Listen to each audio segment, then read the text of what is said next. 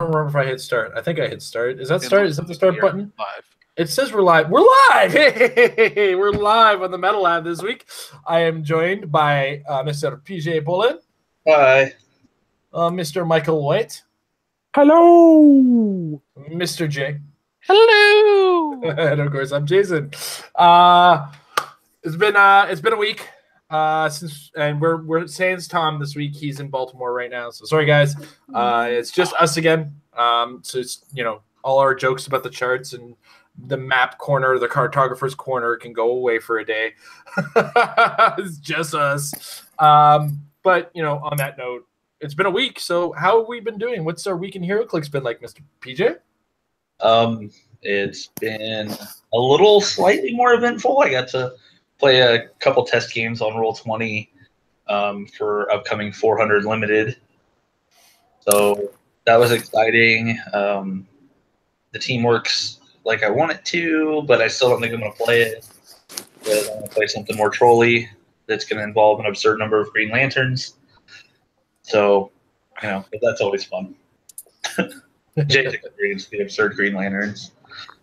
I mean, I shouldn't shake my head. I'm contributing, but oh my god, You are contributing. Jay, if you're not part of the problem, you're part of the. Or if you're not part of the solution, you're part of the problem. Which means keep the Green Lanterns away from PJ is the solution. Giving them to PJ is exactly the problem. Mike, how about you? What's your week in Clixed been like? Painful. My dice have decided to pull what we like to call locally as the Saint Walker, which is missing by one, just missing by one, missing by one, missing by one. And as we all know, when you have Perplex and you don't use it on attack and then you miss by one, oh my god. Your fault. Yeah. So let's just say, yeah, I threw a skeets today. I mean, yesterday. I threw a skeets, so I'm not proud of it. But that's how it's been. It's I'm gonna take that. The universe is saying, let's get all these crappy rolls out now. So as the WKOs come rolling in, all these awesome winter events, good dice again. So that's what I'm gonna have to take to console myself with the horrible clicks the past couple of days. So on a semi-related note, Mike is currently looking for his skeets. I found him. I don't know if I want to use them again, but I found him. Jay, how about you? Sadly, I ended up missing Thursday, which was when Tom decided to show up out of nowhere last minute, and then I cried just a little bit. And it was the tournament where if you bought stuff, you got special probs, and he bought a brick. So he won the tournament. Yeah. Let me tell you, Jay, you did not miss anything because my dice were already bad. And in my game with Tom, he decided I played a Hydra team, which was a lot of fun. And he decided when he attacked the Taskmaster and I didn't roll super senses, he used, I think, 9 of his God probs to get a 6 on his Blades roll to make sure that he one-hit killed Taskmaster. And I looked at him and I said, oh, so that's how this game is going to be. Oh, God. He had 47 probs. Jeez. Was it? Just quick explanation. That was like a God prob event. So what happens was for every $3 you spend at the store, you get 1 God prob. And what that is it's a re-roll of any roll by anything, anywhere on the table. It doesn't even have to be your own game. It could be your neighbor's game. You can just look over and go, yeah, re-roll that. So, yeah, he had 47. I had 5. What was he playing out of curiosity? Oh my god, what was he playing? I don't even remember what he was playing because it really didn't matter. Oh, he was playing Turtles. He wore that was also called blatant merchandising. So what you were supposed to do was also wear some stuff. So Tom wore a Turtle shirt and he played a Turtles team. I made a Hydra team with Wolverine of Hydra, Silver Samurai for Wolverine in the X-Men set. Love him for the free phase teleport. Taskmaster, 75-point Kingpin from Superior Foes, and Agent H, because she's a great mastermind fodder for Kingpin, because if she dies, then you get to take tokens off of 2 different Hydra guys, which is everybody else on the team. And I had a Hydra watch, a Hydra ring, and Hydra cufflinks as my merchandising, which allow you to then modify stats on 3 different people on your team if they relate to the merchandising, is the idea of the thing. So in spite of my modifiers, Tom's 47 God props won the day. So Jay, honestly, you didn't miss it.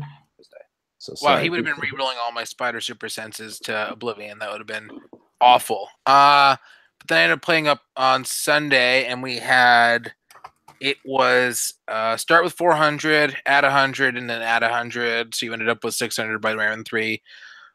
I ended up making a Justice League team, and I happened to have Element Man and Elongated Man because I love them so much. And then I was like, oh, I have 2 out of 3 Justice Leaguers that I wrote fringe articles about. So I ended up throwing in Captain Cold on top of that, and Trinity War Batman.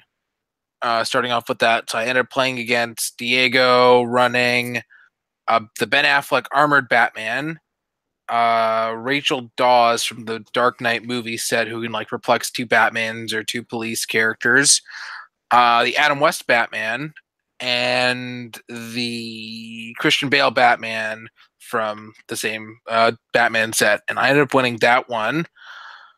Then round 2, I ended up taking the bye because I would have taken it as the judge, but then our 7th person ended up being a little bit late, so I ended up taking the bye in round 2. But I would have added Shifting Focus Superman and Martian Manhunter, and then the last round I added Elongated Man and Atomica. And I ended up playing against Devin with Goblin King at 75, Ragnarok Prime, because the other one is just a trash fire, Norman Osborn, some others. Oh, Superia. Oh my God. Superia, like the best figure of all time, clearly, because I've seen her being played so many times. And that ended up being actually closer than I would have thought. And at one point, Elongated Man killed Ares. That was pretty cool. I ended up pulling another Mike Payne and winning the whole tournament despite being the judge, but it was still fun. And people seemed to like the format, and we all had a good time. Awesome. In reference to your, oh my goodness, I saw Tom for a tournament and I couldn't get a chance to play him. He showed up 2 weekends ago at Comic Warehouse, and I happened to be playing Magic that day. Oh, so I wasn't even playing the right game to play with. God. Wow. Yeah. So, but this past weekend I actually played Heroclix, and this week the tournament prize was Skeets, and I have to extend an apology to all the players in this tournament. I wanted Skeets. I wanted him so bad, to the point where I just played a team where I really, really wanted to win.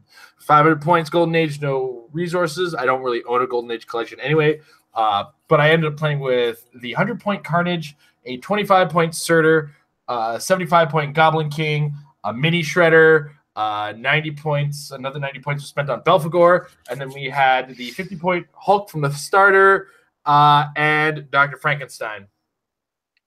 So once you get the taste of vomit out of your mouth, I got a Skeets.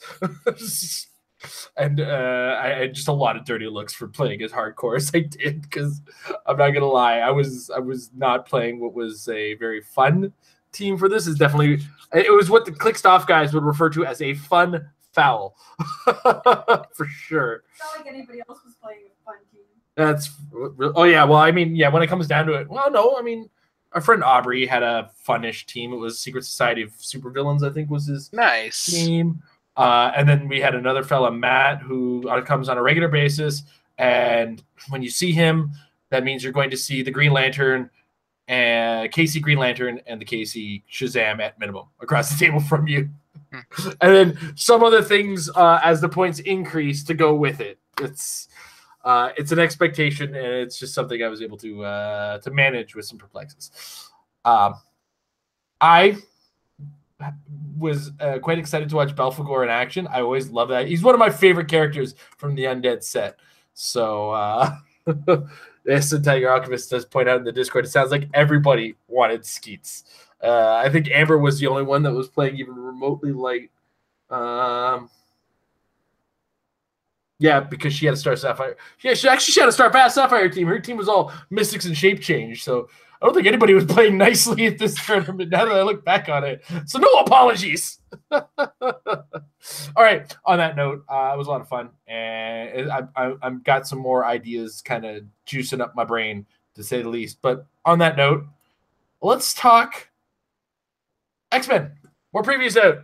And they're of varying resolution. So bear with me as I have to zoom, enhance, etc. my way around. All right. So first up, we have the Chase Cyclops, figure number 63. He's got the Age of Apocalypse and Horseman of Apocalypse keywords. He can shoot out of base as his improved targeting. He is a survivor of the Age of Apocalypse for now. When Cyclops is damaged by an opposing character, you get that character revenge. Okay, we've seen this on all the Age of Apocalypse guys, so it's just an update for those who may have missed them in the past. When Cyclops attacks a character with one or more tokens named Revenge, modify attack and damage +1. When Cyclops is KO'd, you may choose an opposing character with a token named Revenge and remove all those tokens and roll that many d6s for each roll of a 5 or 6. Deal that character 1 penetrating damage. So this has got a special attack, which he's got on his lower end dial or his last 4 clicks, depending on where you start, which he gives a precision strike and knockback. And on his first 2 clicks of his hardpoint dial, he's got a special power that gives him leadership and enhancement. He is indomitable. What you see is what you get with an 8 range. PJ, thoughts on Cyclops? I like this guy a lot. And I like all these chases so far.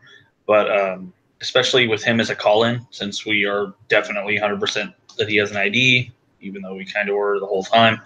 I think calling this guy in at 60, where you can call him in with, half of whatever you're going to want to play, and you're going to be at 60 points or more.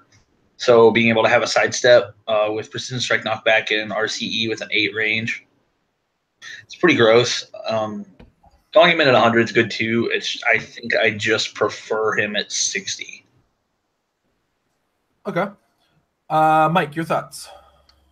Yeah, PJ pretty much covered it. I don't hate him. I won't really play him so much as part of a build as much as a call-in figure. Yeah, 60 points for sure. Like, come on, there's a lot of damage potential there. All right, Jay? I like slightly more evil Cyclops quite a bit, actually. He's pretty good. Nothing more to add. Slightly more evil edgelord Cyclops is much better than regular boring Cyclops. The only thing I want to add to kind of jump on the 100-point version or to just bulk them up a little more, it would also depend because Cyclops is very likely to be a faculty ID call-in. So with that in mind, the idea of being able to use this inspiration plus enhancement in addition to could make him like a big group bomb creator. It would also depend on what his inspiration is. I mean, Force Blast. Yeah, it's probably going to just be knockback, but it could be something along the lines of the Green Lantern or the Captain America, where hits add actions to your action total. I mean, that would be interesting because that's a leader kind of thing to do, right? I'm pretty sure Scott said it was Force Blast. Yeah. Oh, did he pull an ID card? Yeah, that was one of the 2 he pulled. He pulled Prodigy. I did not watch those last videos, so that's why it was straight up collector number 18. So I guess it's a rare Force. All right, I'm gonna shut my mouth and just move on to Iceman. Yeah, that's right there. Keep moving on. All new X-Men and X-Men keywords. X-Men First Class is his trait. If this character makes the first attack during a turn and hits friendly characters with the X-Men keyword, modify defense +1 until your next turn. So special attack power in its first 3 clicks. This will slow you down. Incapacitate when Iceman uses it, either modify attack by +1 or after resolutions. The hit target gains immobile until your next turn. It can't be moved or placed. He's got running shot to start. He comes in at 50 points with the X-Men team ability. He's an uncommon.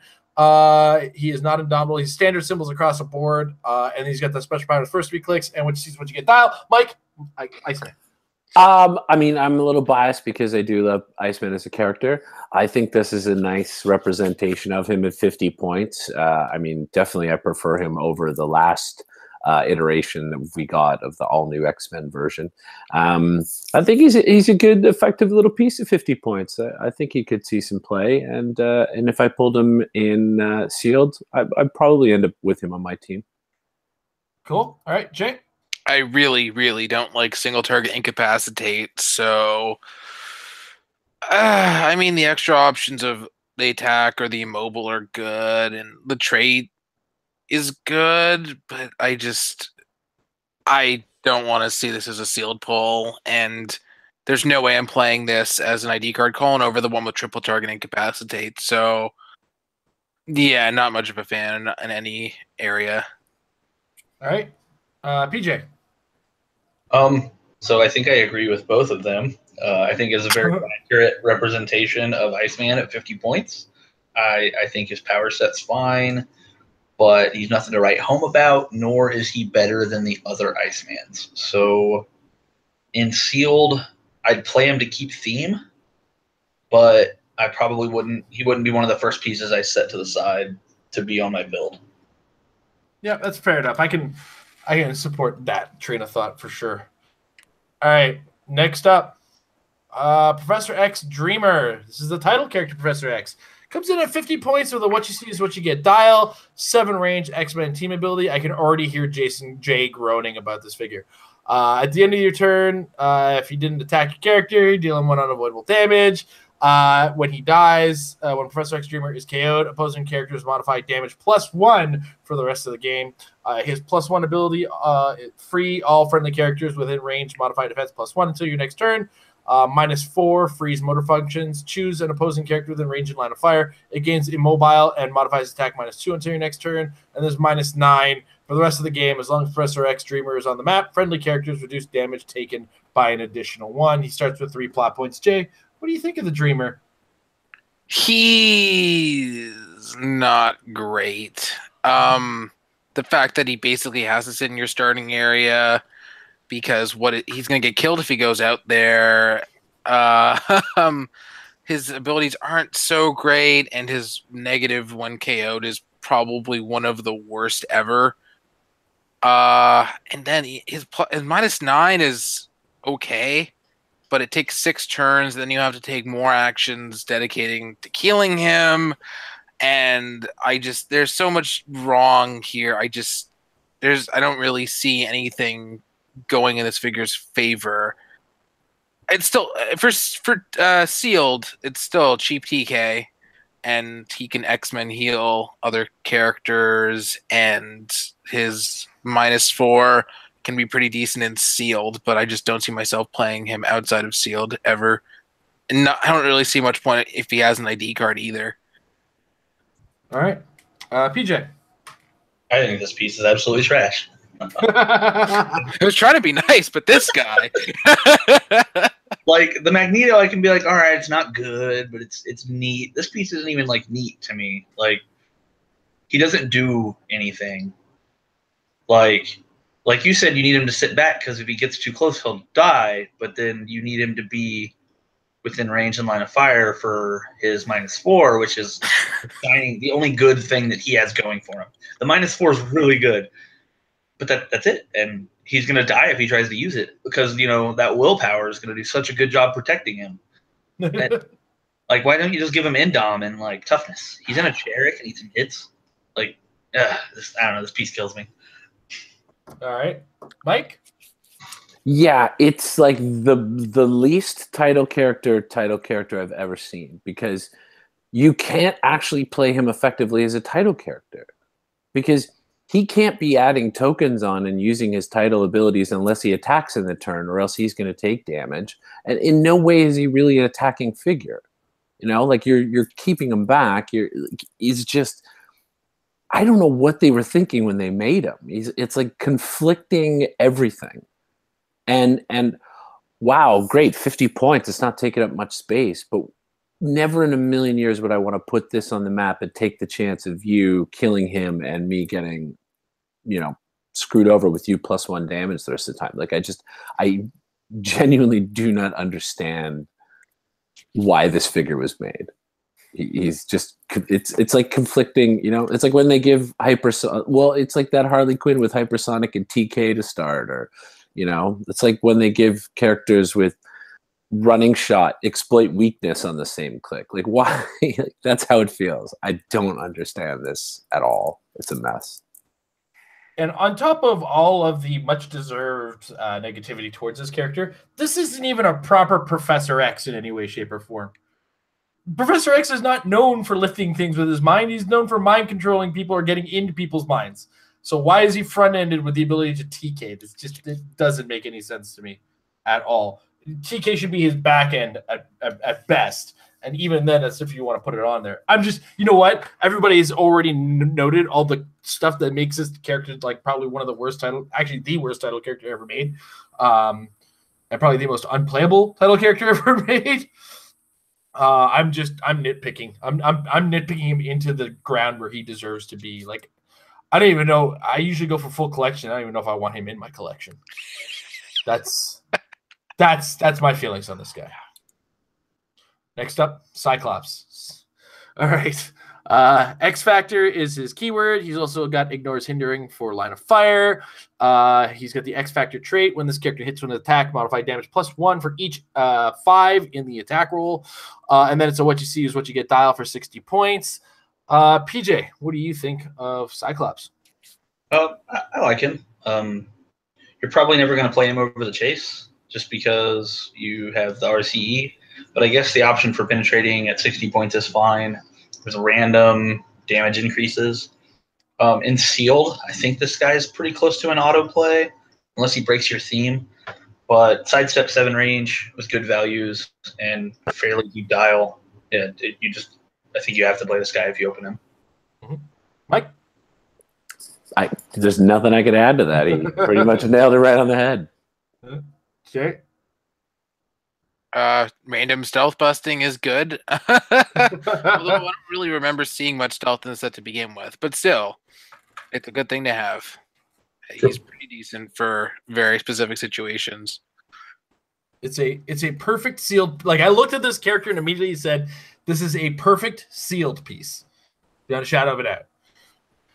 All right. That also does point out, like, there might be some situations where I sideline him because I see a lot of stealth across the board for my ID card, but he's not a first choice ID card, that's for sure. All right.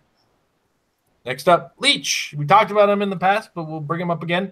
Generation X, Morlocks, Weapon X, and X Factor keywords. Lockdown is his trait. Whenever an opposing character will get an effect that allows it to choose standard powers to use, you may first choose a standard power. This turn, that character can't choose the standard power that you chose.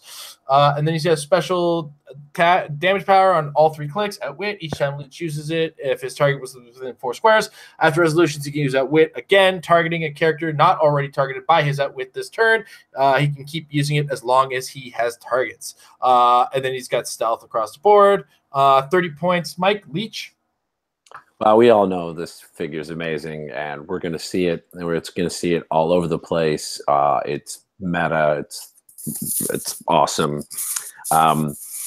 What I'm interested in, and it's something we actually talked about a little bit yesterday at the tournament, is I don't know if I would say I have concerns, but I guess I wonder how things are going to work out with the wording of his power, because obviously you go to pick something, you got to let your opponent activate Leech's thing, right? Yep. You got to take a second.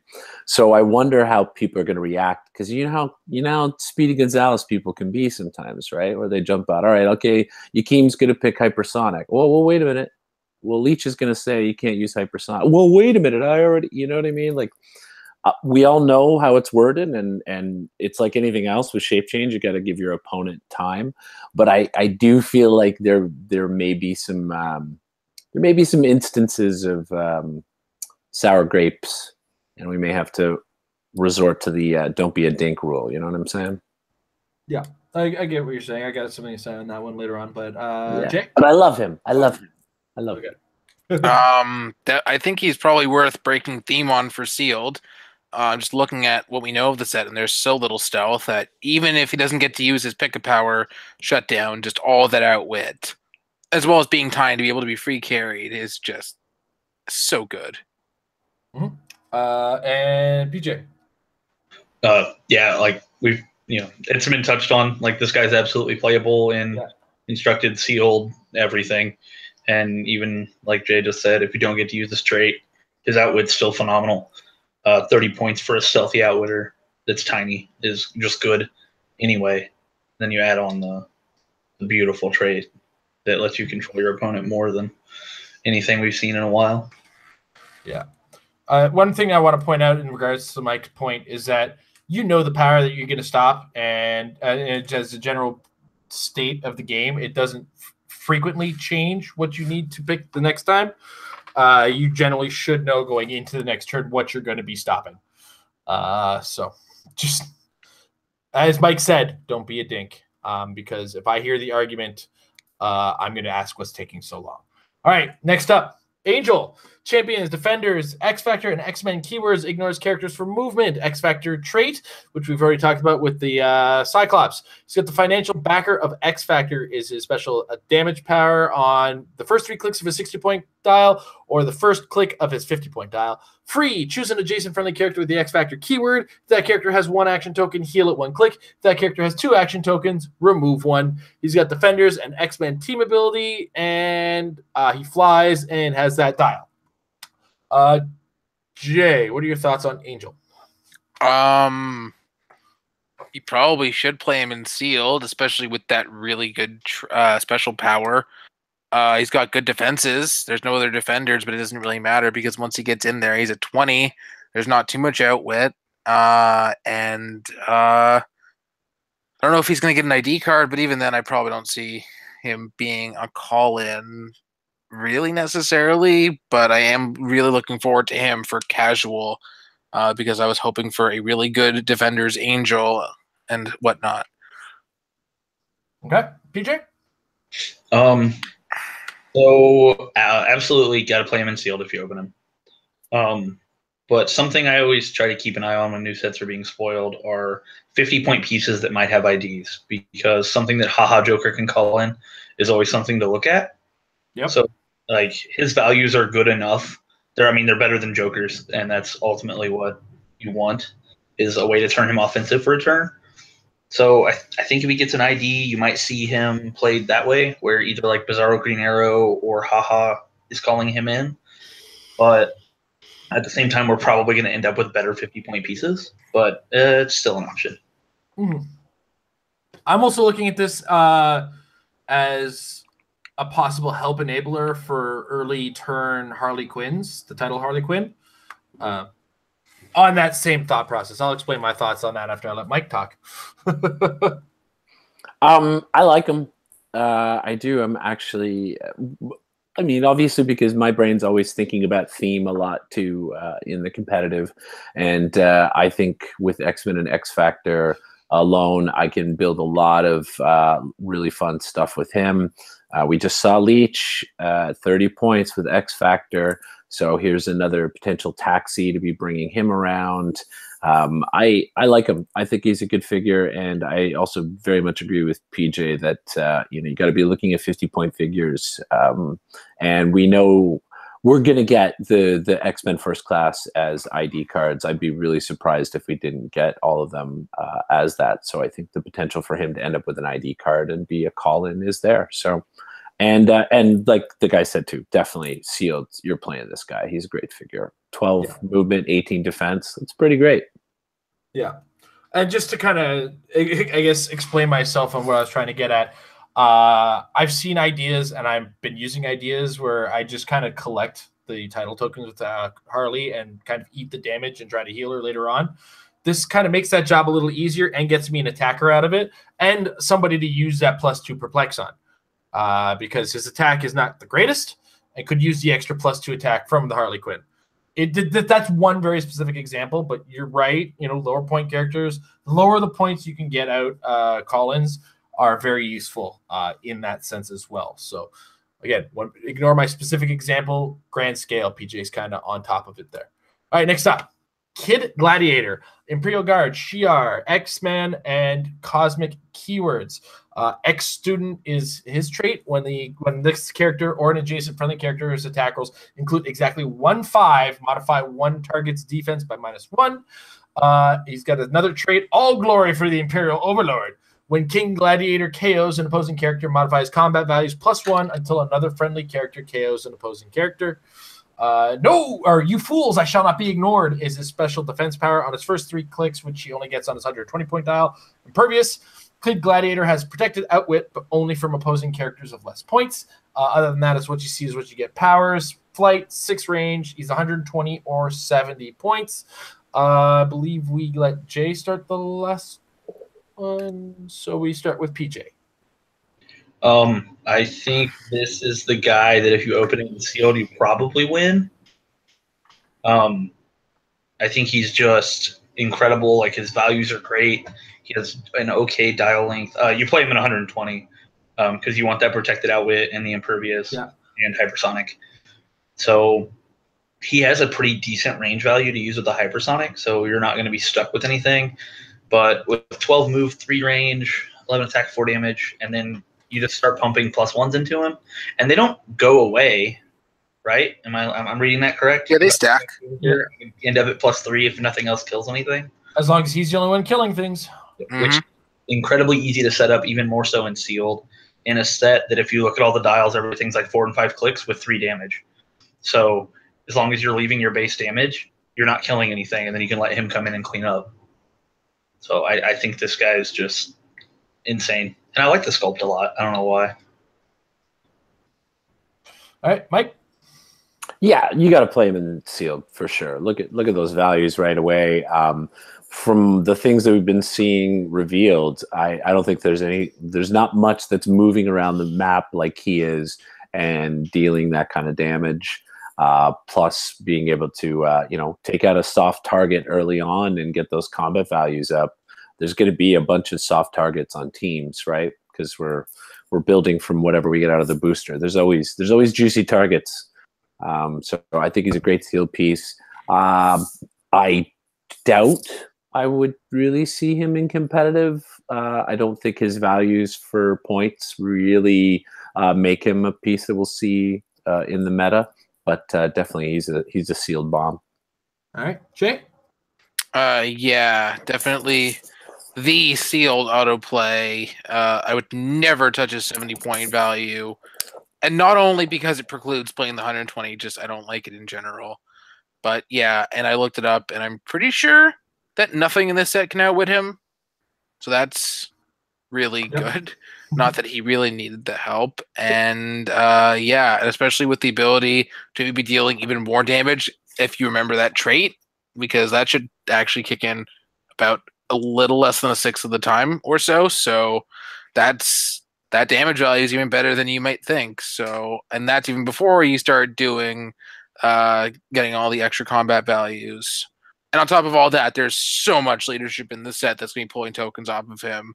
So, yes, mandatory play in sealed. Otherwise, not seeing constructed. What makes me chuckle, too, is if there is an ID card for this guy, it only costs 3 points. Because it's only going to be a student ID. I would play that with an ID. Yeah, that would be an amazing 3-point ID. All right. Next up, and I apologize, the quality goes a little bit wacky. I got to do some zooming on this one. These came in today from Dice Kitty, a WizKids WordPress that I just learned about today.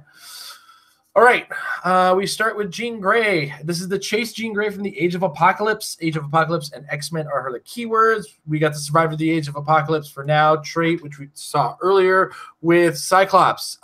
She's got the Telepathic Tempest, Psychic Blast, and Telekinesis normally or as free. If Jean Grey uses Telekinesis as free, her range value becomes 3 and replace 6 with 3 in the text of the power.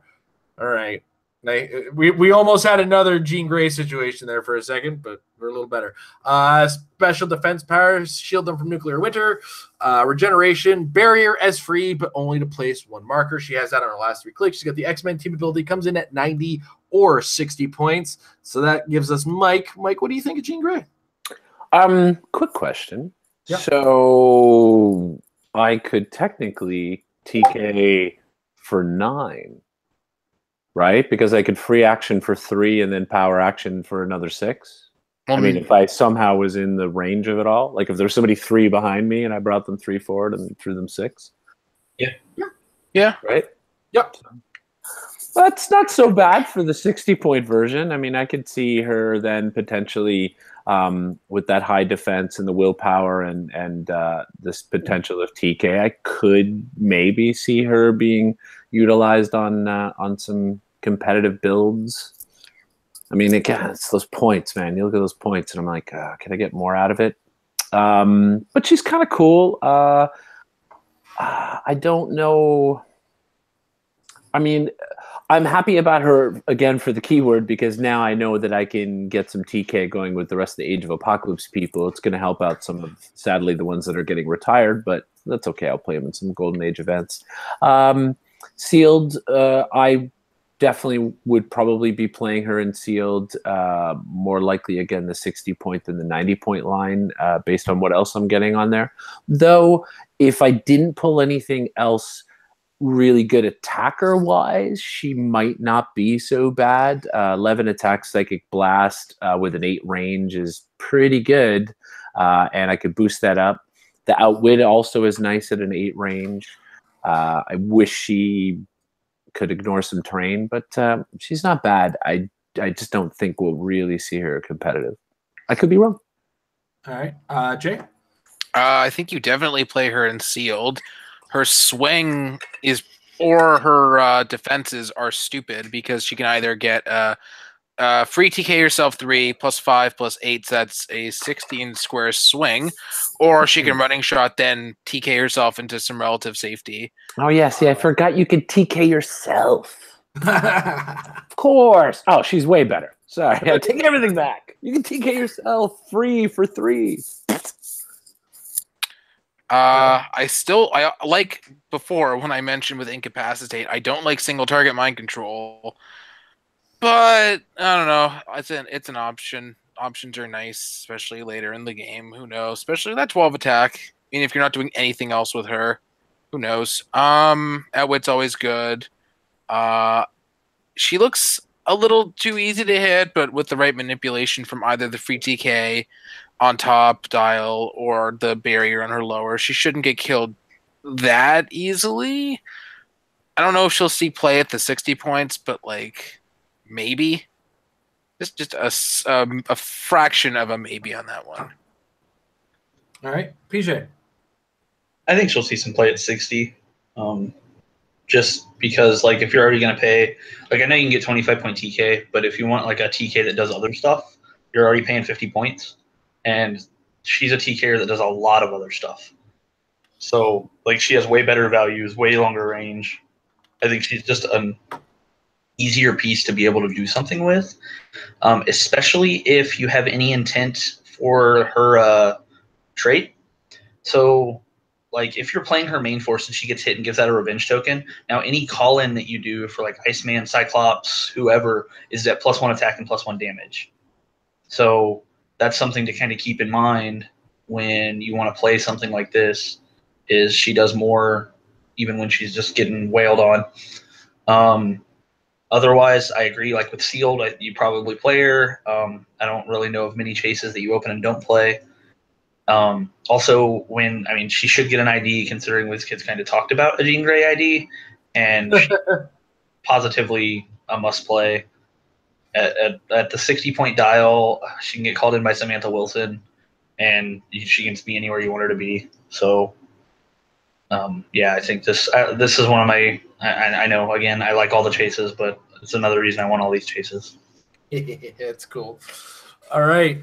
So next up, we move to Chamber. I did really need to add on. We've blown enough smoke up that character's rear end. Generation X and X-Men keywords. Generation X trait, power, move up to 5 squares and make a close attack. This is the first time we saw this so far, right? We haven't seen this on any other characters so far. So that's what Generation X is. There we go, kids. It's pretty freaking cool.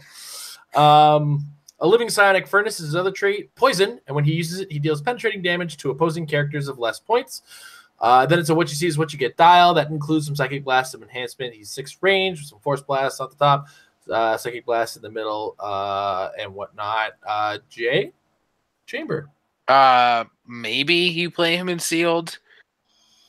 The no ranged move and attack kind of sucks, but his defenses aren't the worst, and the down length isn't so bad with the toughness and regen.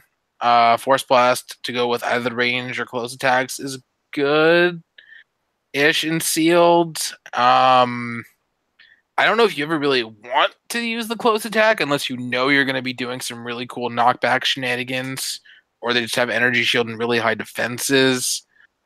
For constructed, there's no way this guy ever sees play. I don't even necessarily think as an ID card call-in, except for he could be cool like killing pogs with the poison or something. And I actually sent him to Mike because he was a character that Mike Payne wanted, and his input is too bad he sucks. So that's his input for the show. Fair enough. Let's go with a little bit more of a sane and active Ginger and PJ's ideas. Two facts about this piece. One, this was going to be the piece I wanted in if I would have not lost in the Nationals finals. Cool. This guy named, because look at that glorious beard of energy. I mean, come on. And it then is very glorious. The second fact, this piece is absolutely terrible. So Jay said everything. Like, his power meshing is kind of awkward, and I don't think he's very good. But I love the beat. I love the character. So, all right, Mike. Yeah, no, just. I mean, I get it, and honestly, you look at him, and I think he's actually essentially what you would expect them to create for him. Chamber, I never thought of as really being that significant a character, but I didn't really read a lot of Generation X, to be fair. But yeah, pull him in sealed, maybe if you didn't pull anything else, great. Or maybe if you've got a lot of other ranged people and his enhancement can also help. Competitive, no way.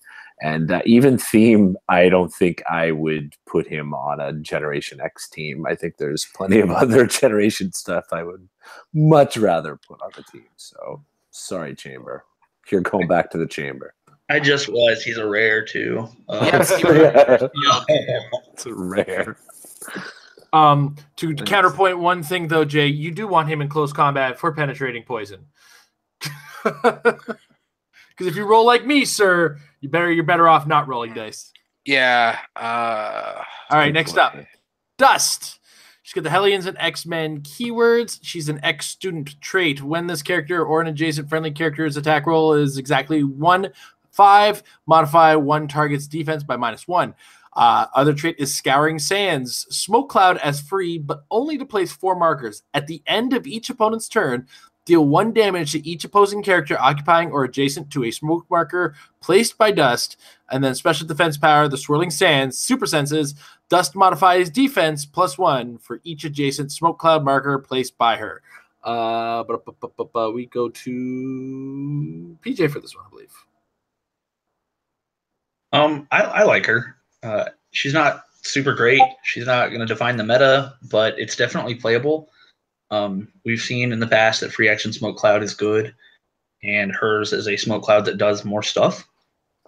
So not only will it make her incredibly hard to hit, giving her a 20 defense on a 50-point piece is kind of ridiculous, but it punishes them if they stay where you want them to.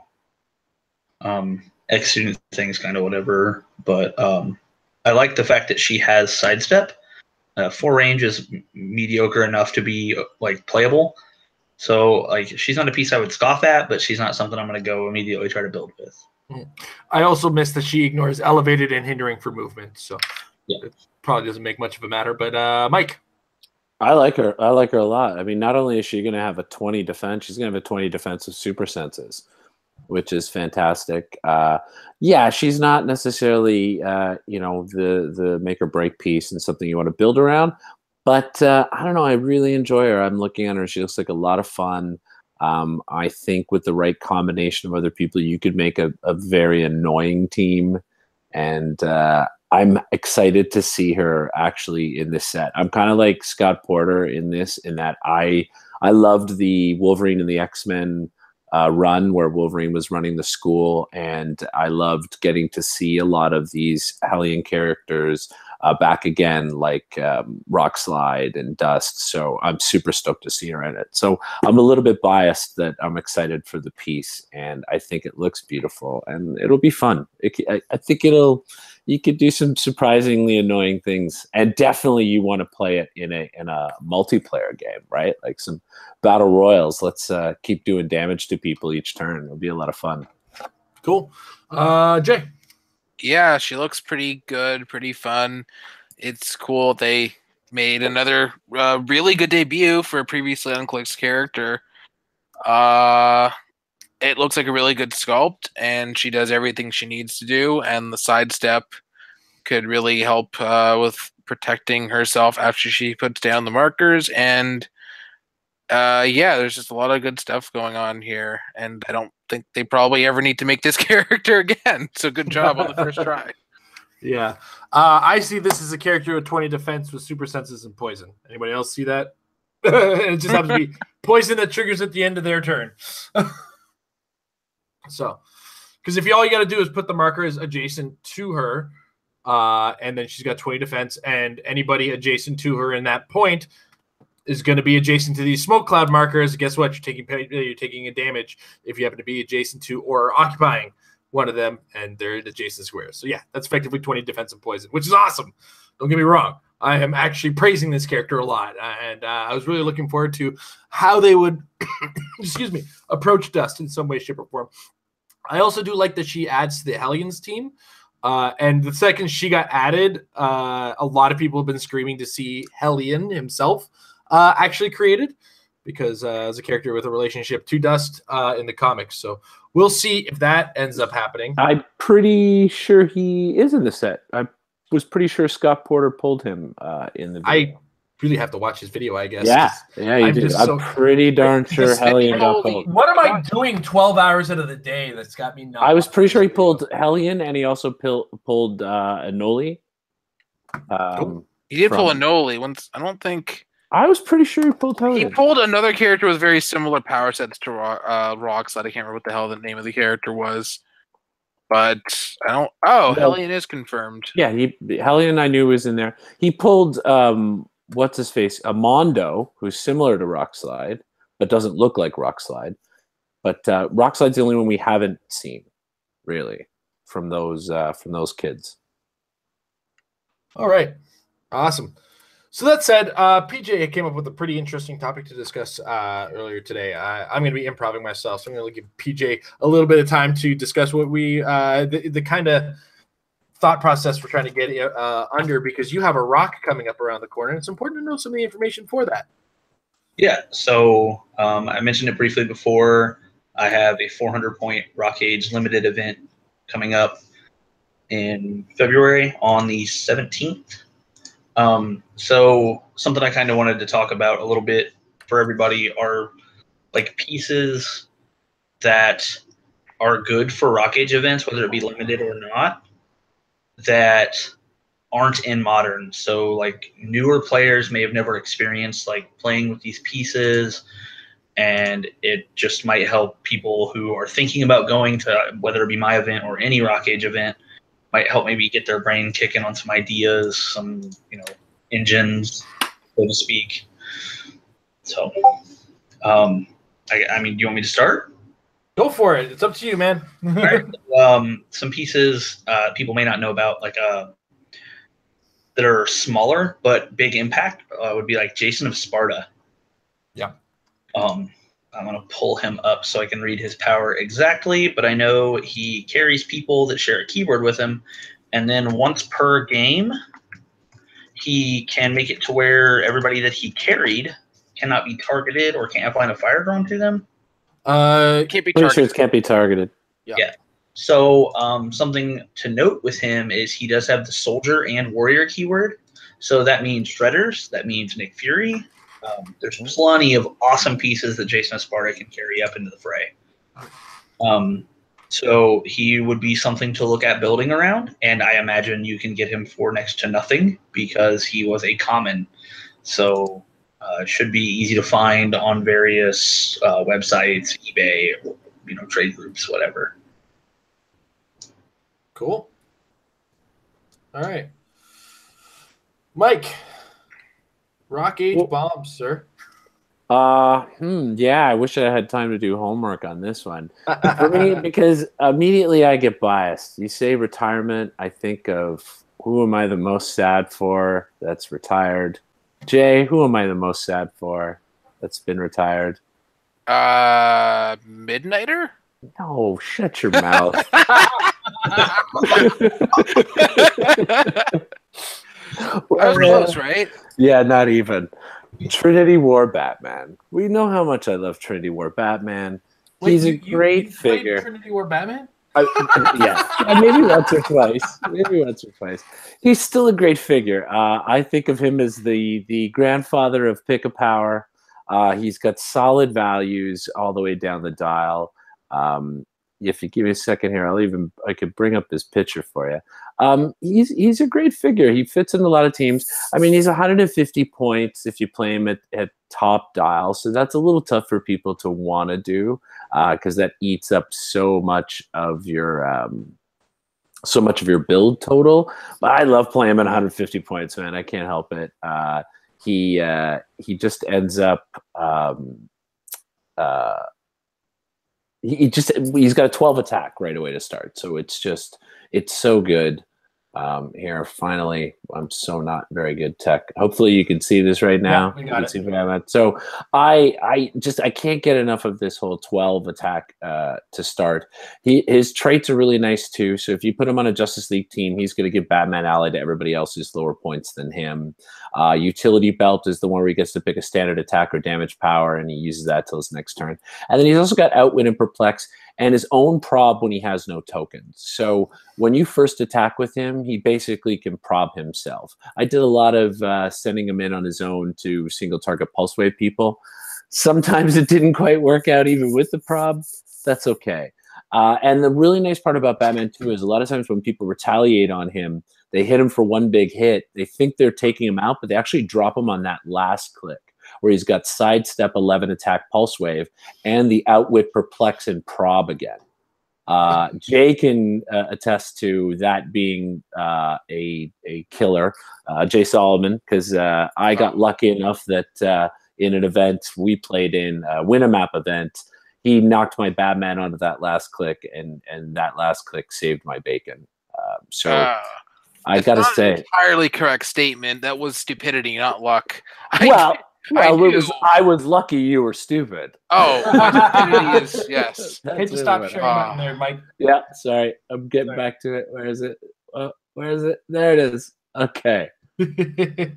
So that would be it. I mean, again, I didn't have any time to do research for this bit, but that's the first thing that comes to mind. Check out Trinity War Batman. He could be a really effective attacker. All right, cool. Jay? I have a couple. Overdrive is an annoying thing and facilitates a lot of shenanigans, so I like the idea of bringing back Turtle because that is just one of the most annoying traits of all time. Turtle. He's if you're playing a 400-point game, he becomes less of a hindrance as far as his 50 points. That's pretty cool. Shredders and Despotellus would be pretty cool too, because the more you try and struggle and hit things, the more damage the poison will do, along with the fact that you can't really get away from Despotellus. There's a lot of really good Deadpools now, like the Title One or Shifting Focus, so I like the idea of playing Blind Owl to Perplex across the map now that we have actual good Deadpools. And the activation click thing is pretty cool, and with all sorts of Golden Age characters, and probably breaking theme because, yeah, a lot of good potential there. Unfortunately, not much homework time here either, so I'm winging it. So you're actually just barfing out the name of 1,000 figures and then hoping some of them stick. Yeah. There are also, we don't really have this anymore, but characters that can give other characters free move actions are always pretty cool, depending on if you can finagle the keywords you need. Like there's an Oracle. What? Nothing. You're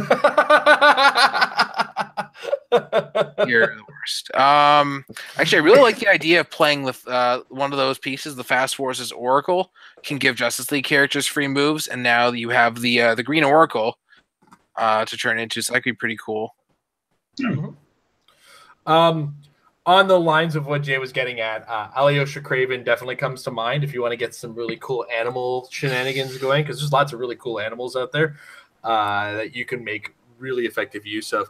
King Shark. But in addition to animals and all the dude, you can King Shark across the board with an Alyosha Craven. Gone but not forgotten. You know what other keyword has been making a little bit of headway in the more modern figures is monster. And you know who is really good at facilitating monsters? Some might remember, some might not. So I'm going to pull them up. And that is the Galactic Guardians Mole Man. 47 points. Now, those values are terrible. I know you're looking at them like, oh my gosh, this is terrible. But he has a monster keyword, which is the important part. So when you're making a monster team, he doesn't break your theme. In addition to which, he's got that cool attack power across his board, which says, Mole Man can use mind control only to target characters with the monster control, including friendly ones. When using this mind control, Mole Man is not dealt unavoidable damage and modifies his attack value by +3. So when he's using his mind control, he's got more like a 12, 12, 12, 11, 11 on his attack value, because that's really what you're using that this Mole Man for, is facilitate that. Now, the reason I bring him up is we've got a couple monsters we've all been using very effectively and been touting the strengths of. They go by the name of Shredder, right? So you mind control your Shredder, you move. Now, you're not necessarily making, like, you can move and then make an attack, but the important part is the move is what triggers the damage. So it's not a matter of using the powers or anything like that. That's just a constant trigger. So you move for free here, then you sidestep, then you can take an actual action with the character after the fact.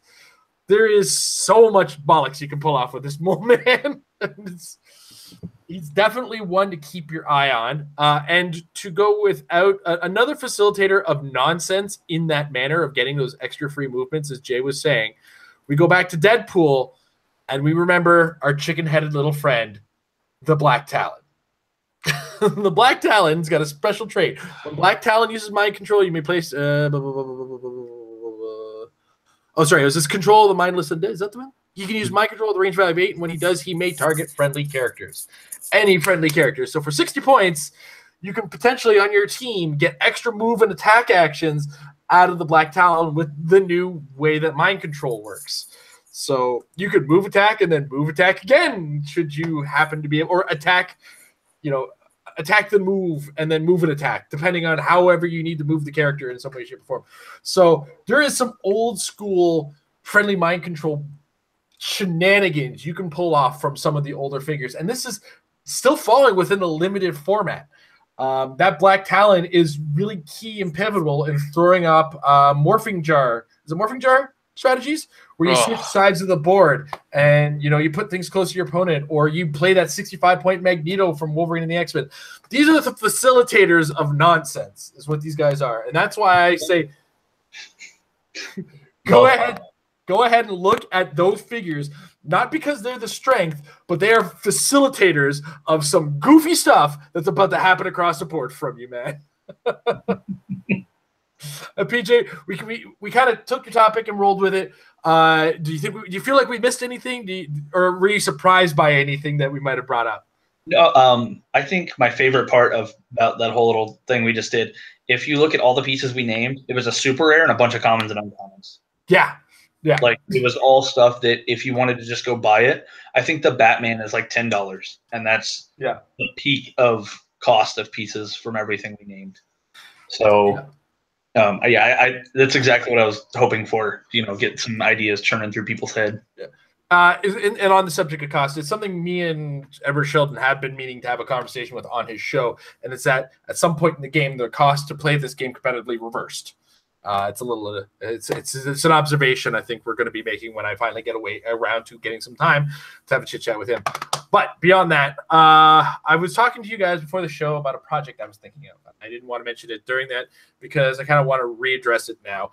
And it's that we have all these really cool ways of playing Heroclix, but I feel like there is, as I just said, that cost reversal thing. PJ, your tournament kind of brings to light this issue is that it's expensive to be competitive.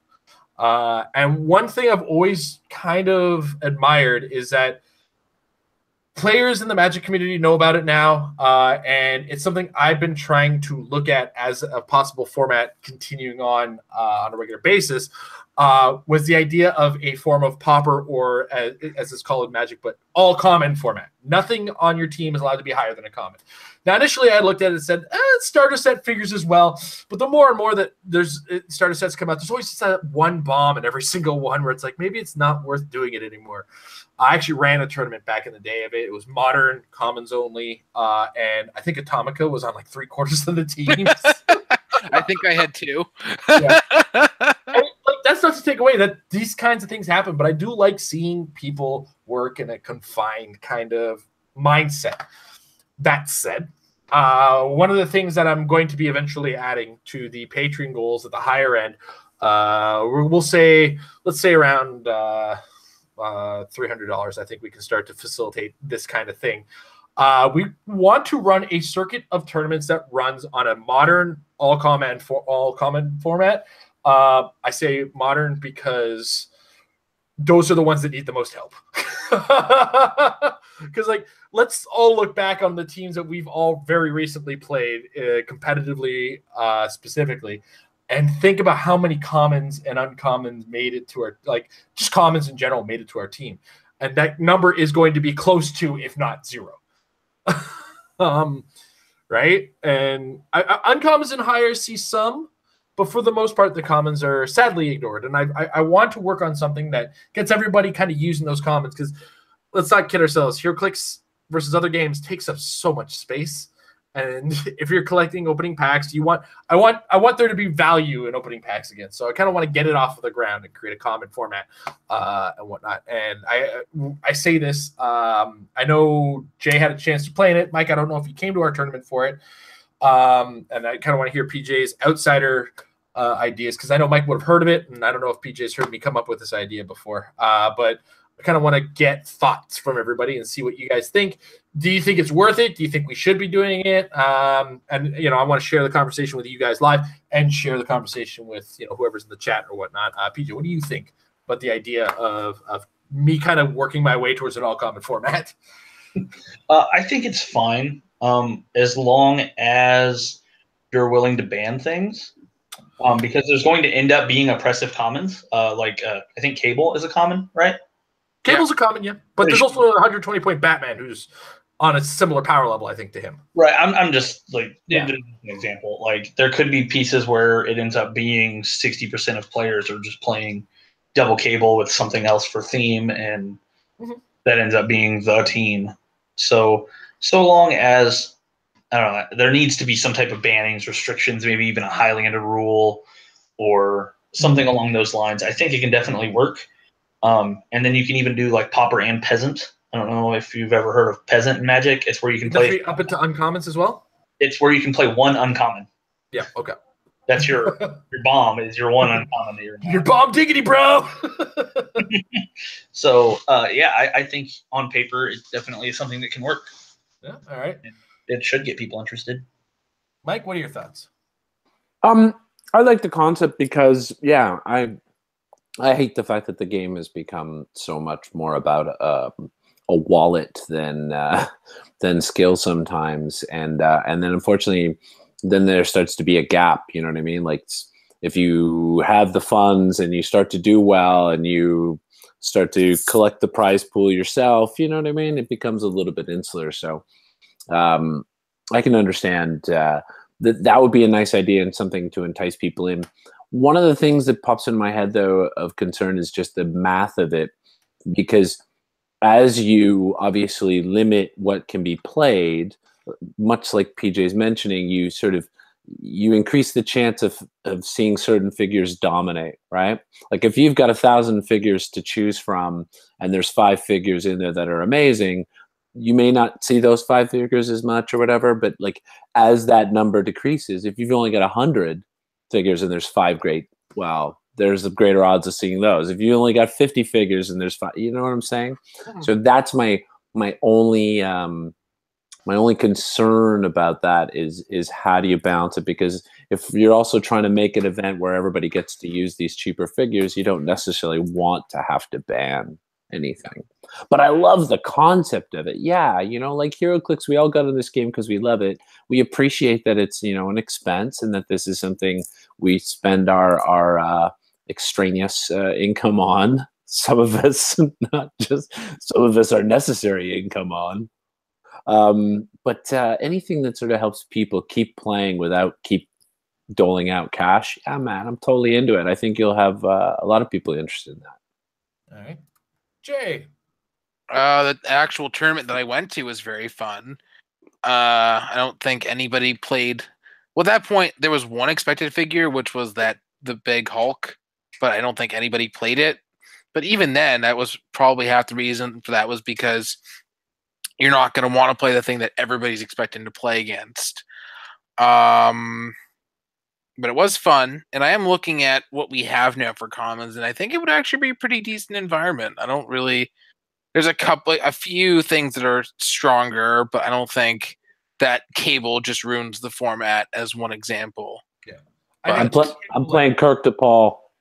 Well, isn't he a prime? Or Paul to Kirk. It would probably be non-prime commons, that's for sure. All right, Paul to Kirk. Yeah, that's how you ran it last time. I think that's probably the way to go because they are, you know, they're not 99-cent figures or whatever. So yeah.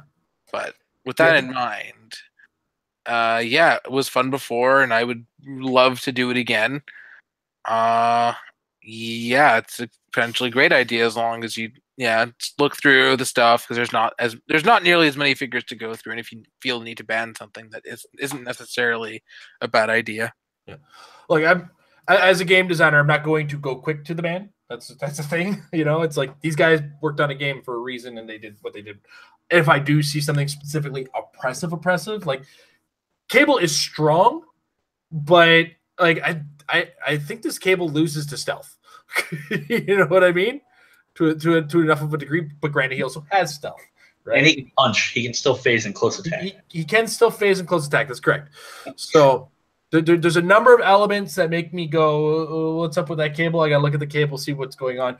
But I also then look at the common Ninja Turtles, and I'm like, "Oh wow, they're cool too." Right? And you know, guys, the Kiteman strats, you gotta just leave them behind because these are rare. Kite Man strats are off the board, but Green Lantern is on. I don't like this format anymore. Yeah, I'm kind of digging Kite Man now. I don't like this. There it is. That's the format breaker. Nobody's gonna play because you can't play a Kite Man. No Kite Man, no format. But anyway, this is a project I've been been mulling around, actually deciding to commit to. It's hard for me to commit to something of this size. So the goal is if I can hit the Patreon at a certain level, I think I can help do it, help run it, help support it in some way, get some prizing in somehow to facilitate it, and just I want to create an accessible format, right? I don't want a format that, you know, people are, because I can't tell you enough how frequently I have conversations with people who chat with us in our Facebook chat for the channel, because we have a fan page. You can message the fan page and we will talk to you occasionally when, you know, we're not oppressively busy. And, you know, we'll spend a little time with players, and, you know, I find a lot of players find themselves overwhelmed with the amount of high rarity that people need to play competitively. I get that it's hard. I understand, you know, to a certain degree that there has to be some kind of barrier, you know, to entry on the high level. It sucks that it's money, because that's the Magic problem, that wasn't supposed to be our problem, but hey, I'm over it already. Because if things are good, they're going to go up in price. That's just how the secondary market on these kinds of games works.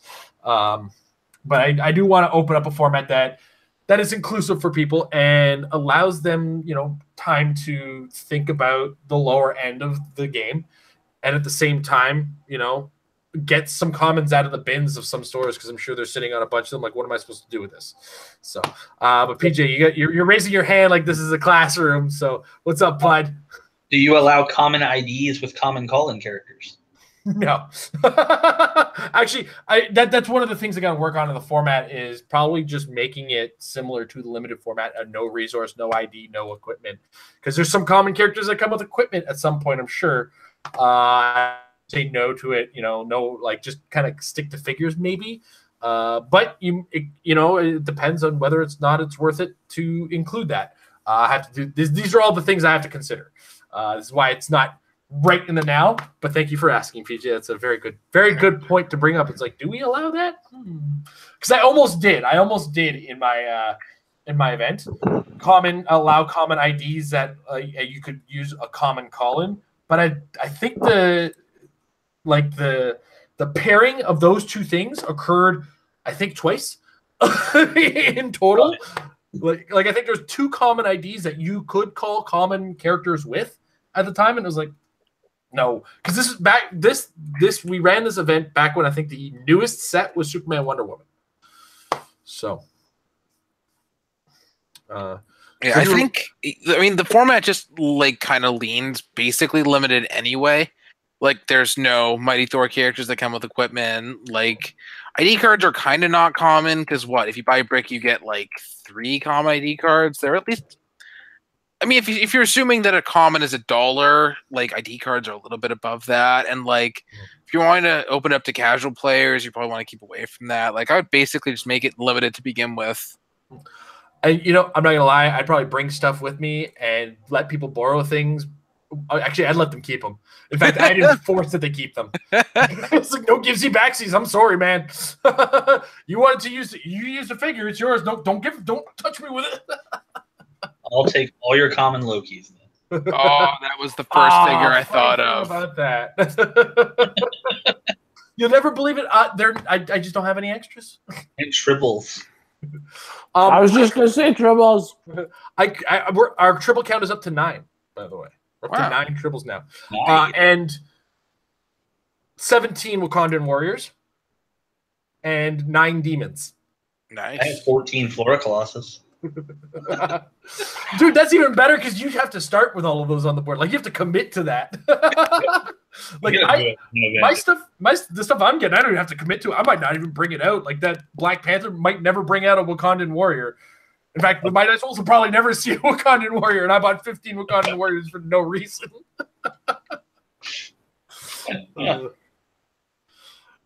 Anyway, so yeah, if you're watching in the archive, I want to see your idea or what you think, what your opinions are in the comments. If you're in the chat, throw us your opinions of the format as we're kind of fleshing it out live now. And if you have your suggestions, I'd like to hear them. And we're gonna, by the end of the day tomorrow, we'll make that a $200 goal on the Patreon. So if we can get to $200, I can start putting some money towards a collection of prizing, and then we'll organize some kind of tournament on a grand scale. We'll let people have their stores run it. I want to try to keep the cost minimal to stores, and I just more or less want to have the stores say, yes, we're going to run this. So I have no idea how I'm going to arrange a prizing. It might just be a grand organization where I just send a gigantic prize to an overall, thanks for joining this winner and make it a league. I haven't decided yet. This is all the stuff that's the hard part. That's, I need incentive from the money side of things to do. So anyway, with that being said, before we move into fan questions, guys, anything you wanted to add to the show, PJ? Nope. Mike? I like Heroclix. Mike likes Heroclix. Jay, what about you? I hate Heroclix. All right, well, Jay, I got bad news for you. Wrong part of town then, bub. All right. On that note, ladies and gentlemen, it's time to get to the fan questions. And the first question this week comes from Christopher Smotherman. How are your respective venues doing these days? How many players show up regularly? And do you get many new people? Have you noticed any impact on attendance that is directly related to the rules change? I can say our attendance is down, but it has nothing to do with the rules change and everything to do with the fact that all of a sudden our play group all got lives, new jobs, and moved. in various different orders, and everybody left in twos. You know what I mean? It's like one guy actually was a driver for another guy and hasn't been around in a while. And I know it has nothing to do with the new rules. It's just that he's been busy, so he hasn't brought his buddy. Me and Amber have been hit and miss at our venue, so I can't get out there very frequently. I know a pair of guys, you know, one guy drove the other guy again, and him and his girlfriend moved into a new place, and he's been working a lot, and his Heroclix are in storage right now, so you can't get to them. So that's attendance is down in my area, but nobody has voiced the new rules as their problem. That's for sure. But PJ may have a different story. What do you think, PJ? I don't really technically get an opinion on this. I haven't had a local venue for myself. Oh, that's right. You're a grand traveler. Yeah, I go everywhere. Everywhere is my local. So there's only like one other person in the whole entire city that I live in that actually actively plays. So I can't say that. I don't even know if they've played since the new rules, now that I think about it. So yeah, I can't say that I've seen any effect. The couple stores I've been to, I haven't heard anybody complain. Like I have to drive like an hour and a half to go to anything that's quote unquote local, and none of them have complained. And it doesn't seem like their attendance is bad. I mean, there were like 10 people there both times I went, so I don't feel like that's bad. Okay, cool. Mike and Jay, I guess you kind of share venues for the most part, but yeah, well, funnily enough, we were literally just talking about this yesterday. I would say the numbers have been low, though we had, like Jay said, we had 7 people there yesterday, which is, I think that's a good turnout. We also have to appreciate it has been ridiculously cold here. Like the weather has been really, really bad, like all over. But like we're talking, when I was driving in the car the other day, it was so cold, and I looked at the thermostat, the temperature gauge, and it said 3 degrees. And I was like, "There's no way it's 3 degrees Celsius. It's freezing outside." Oh no, that's 3 degrees Fahrenheit. That's 3 degrees American. so for my American friends, that's like. And it's been living even colder than that. It's been on average like -30, -35. I think we had a -41 day, didn't we? With the wind chill, yeah. Yeah. So it's I think that's really what's been affecting our venue turnouts for the most part, is that Thursday game is always a little tough in terms of, you know, people getting off work in time and being able to go. So if you've already worked a long day and you've trudged through the snow and the weather and whatever, most people are a little lackluster coming out. Sunday is usually our better barometer for that, and it had been slow, but it was the weather as well as the holidays, right? It's only January. We're really only just coming out of the time that people are on vacation and stuff, and so seeing 7 people yesterday made me hopeful. Actually, I think that's a good sign, but definitely no one has made any negative comment about the new rules.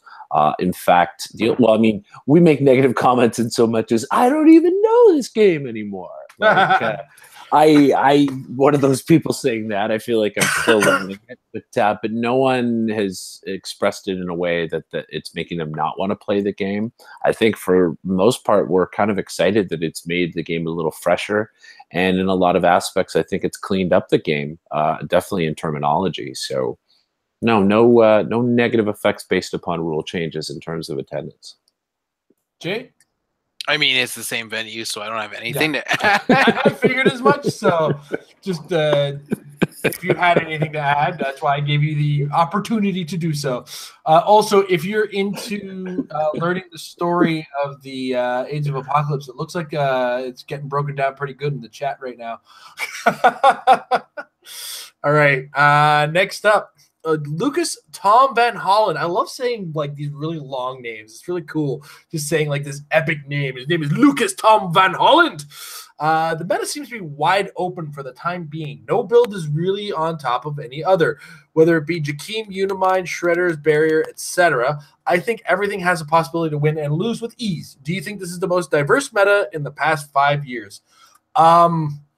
I'd argue, and I hated them because I saw them all the time, but loved them because of the diversity of them. The years of the power batteries were so diverse, so many weird teams, so many different teams. And like even the like when the power batteries existed, so too did this Book of the Skull. Diversity was everywhere. Pat won 2 different Worlds tournaments in the same year with 2 completely different teams. So honestly, I mean, and that's not to take away from this year. This year does have some diversity of meta, especially post errata, and with Darwin and Leech around the corner, we are going to see a shakeup, but I don't think it's going to be as drastic as we think it's going to be. And I'm not going to sing the praises of it just yet. I do feel like we've had more diverse metas, not to take away from the fact that we're about to enter a little bit of a hectic stage going into, I mean, heck, for Canadian Nationals, I don't even want to see what that meta is going to look like. PJ, your thoughts? I share the exact same sentiments as you. I think that the most diverse I've ever seen a meta would have been with power batteries and possessors. Just because you could play so many different pieces because, oh, well, this piece just needs X to be good. Pretty easy to give it X. I found X. Yeah. Oh, for 25 points, it has it. And all this other stuff. So it's really hard to compete with the diversity of that meta, even as much as people complained about it for God knows whatever reason. I guess it was a little complex because of how many things were going on and how long turns could take. Yeah. But the diversity it's going to be almost impossible to compete with that, barring us getting another absurd number of resources or possessors again. Yeah, because that and before I let Mike answer is for everybody who complains about resources, the more resources we have, the more diversity we see in the competitive game, the more different teams we see. And that is an element to it. When we get into a character-only meta and everybody's like, yes, you just need characters, you're going to see sameness in that kind of environment once a character takes over. That's just going to be the fact of the matter. Sorry, Mike, carry on. It's okay. I mean, you guys pretty much nailed it, really. Like, yeah, you can't deny how diverse it was with the batteries. I mean, look at the crazy combination of teams that people did. I mean, again, I was able to run my Batman Element Man team effectively because of the orange battery. Like, batteries just made things so crazy, especially because Sniper Rifle gave that Batman 10 range, which was gross. I've actually felt like this meta up until recently with the errata has been stale to me. And in fact, it was reminiscent of some of the least variable metas that I've thought of in years. Like I started to have flashbacks to the Metron Nightcrawler days and things like that where every team, because I mean, again, when I was at the ROC in Atlanta, it was just Unimind. So I'm excited for what's coming down the line. I think Harlequin was actually turned out to be probably my favorite set of the year. Like I don't think I thought it was, but as I keep looking at the set, I keep going and building stuff from it. So I'm excited for X-Men. I think X-Men looks cool, and I think there's a lot of interesting things we're going to be able to play with in that. So I am excited for the direction we're going. I don't think it's been the most diverse time. We know what was the most diverse time. So, yeah. Jay?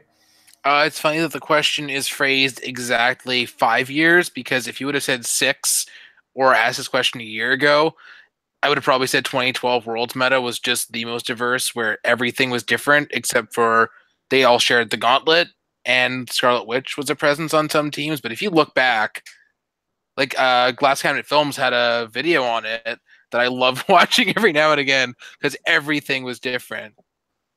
Except for that one resource, because that was the only resource that existed. But coming up, it's going to be a bit of a period of what the hell do I play now? Because what? I don't even know anymore. Yeah. It's like you can't play Pick a Power, which was everything, and there's just the rest of the game to play with now. So it really remains to be seen. But in the period of everybody figuring out what's good, there will definitely be some diversity, which will be exciting. Yeah. Yeah, one thing worth noting is I think equipment is going to be the diversity maker, but even then, certain equipment is really just single-mindedly going to individual characters. For instance, Mjolnir, we all know, is going on Mistress Death. Let's not kid ourselves. Mistress Death is Mjolnir's best friend.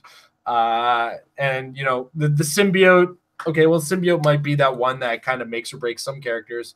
I think one that'll surprise people and one that people should pay attention to is the Enchanted Crowbar. Yeah, definitely keep an eye on the Enchanted Crowbar. Especially because it's a light object. Yeah. I think more than anything that's going to be a defining factor for it, because that means anybody on your team can pick it up and be holding it. You know, you don't even necessarily have to equip it. It becomes that extra damage, but just to get it off the map and in someone's hand, that means anybody can do a drive-by. You know, grab the enchanted hammer, keep it on hand. Hopefully they get a chance to equip it. It turns your defense, either impervious or invincible, into invulnerability. It gives you exploit weakness. But what's really cool about it, too, is think about it. If you've got running shot with Psychic Blast and you've got it, you turn their defense into invulnerability if they've got invincible. So now your Psychic Blast cuts through it. Yeah, that's great, man. It's a great object. So I think that's an object that we need to. I think that's something that's like pin that on your board, man. You got 10 points. Take a look. Welcome back, all Banshees. All Psychic Blasters are Banshees. Yeah. Is that Psychic Blast invulnerable? You're better than Banshee. So, right now, at first glance, we're looking to some diversity, yes. And I'm not going to say we're not going to see diversity in the upcoming meta, but it's definitely not most diverse. That's for sure. All right. Official stamp on it. Put a stamp on it. It's official episode. Chris Stockhouse has a question for us, guys. Woohoo! He says, thanks for the advice on my bomb team last week. It sounded more fun than competitive. So try to get a little bit more competitive. What does the lab think about a Mole Man plus Shredder team? They can make a nice monster theme together and can get some extra Shredder damage per turn. I might have accidentally stolen that idea from him. I'm not sure, because I remember hearing or somebody mention the Mole Man at some point in regards to with the Shredder. So I'm going to hopefully not take too much of Chris's thunder and say, PJ, what are your thoughts on a team that includes those? With your mic on, probably. Oh, you're tasting the rainbow. Gotcha. I bought a 5-pound bag of Skittles that's taking me a long time to get through. I think it absolutely works. Obviously, anything with keyword synergy, when you find great pieces that have that keyword, is something that you want to do. Like you said earlier, just getting the extra free movements out of Mole Man to get extra free penetrating damage. It's just going to be phenomenal. I don't know. It seems pretty simple on paper, but it's actually a rather complex strategy, like at its deepest layers. So, yeah, I like it, and like I mentioned, I like it with Jason Esparta too. Just saying. Yeah. Mike. All right. PJ just keeps saying everything. PJ just keeps saying everything I want to say tonight, PJ. Next Thanks for nothing. Get before PJ, I promise. No, it's just no. Forget it. I'm muting. Jay? Yeah, that should work. Mike is eating pretzels in anger. I had to focus on that.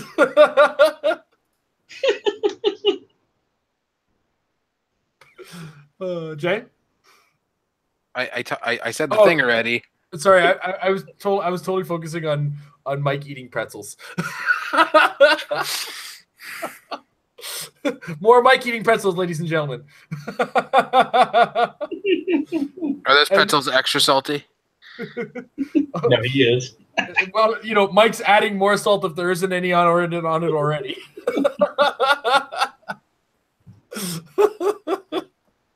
And ladies and gentlemen, this is why we don't do an audio podcast. All right.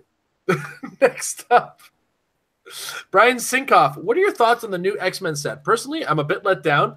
It feels like a weak set with not too many must-have figures. I felt the same way about the Harley Quinn set. I think most of us are more positive on the Harley Quinn set, which means we're kind of positive on this set. I know PJ's been really liking the chases and whatnot. Sometimes, man, that first glance, like, I don't like it. And then you get in, you sink your hands in there, you play some figures, like, I missed something. Because sometimes on first read, you miss things. That's kind of my thought. Yeah, I was feeling the same way about Harlequin as it was coming. There was nothing there that jumped out at me right away and got me super excited until they previewed King Shark. But then once we started playing it, like, oh man, I can't tell you, I've had a lot of fun with that set, like honestly. And that Nightshade, can't say enough about her. So yeah, I'm actually really surprised that that he thinks that Harley was weak. I'm sorry. I feel bad. I'm sorry. I like it. I'm sorry you felt that way because hooray. And I'm excited for X-Men. I think X-Men is another set that looks like it's trying to keep the game in a certain level of balance, you know, like the 50, 60, 100-point figures, building teams of 4 to 6 guys. I kind of like the energy of that. So I'm actually really excited for the direction. Awesome. PJ, did Mike take all your topics? No. Oh, there it is. You got like 3 of 4. 3 out of 4. There you go. I personally think this is a set people should probably want to complete with X-Men, just because with all the IDs and the fact that we're rotating pretty much all of our IDs, I think we're only keeping 3 IDs that actually have call-ins. Like, I think most of them either lose the ID itself or the pieces that they could call in with it. So when you look at that, if you want to stay competitive, this is going to be a set you want a lot of because it's going to be all of your IDs that you can have. Because, like, Uncanny X-Men's rotating, so you can't rely on having, like, the Super Rare Iceman for your Iceman call-in. You're going to need the ones from this set. And so you're really going to want to make sure you have a lot of this X-Men set because it's going to be all of your sideline for a while. Okay. Yeah. Now, when you say about the ones that are sticking around, you're talking about the DC ones, correct?